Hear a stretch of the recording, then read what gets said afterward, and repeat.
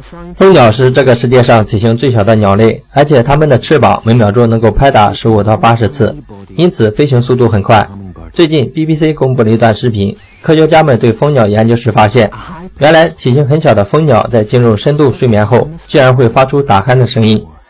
由于运动量大，体力消耗快，因此在夜里睡着时，它们会自行降低新陈代谢的速度，进入像是冬眠的状态，而发出这种高分贝的打鼾声音。而这有趣的现象让科学家们惊讶不已。A scientist in Peru captured this, escaping from the tiny body of a sleeping hummingbird.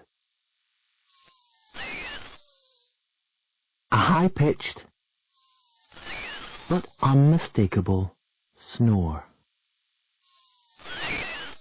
Hummingbirds are loved for their beauty and speed, but this one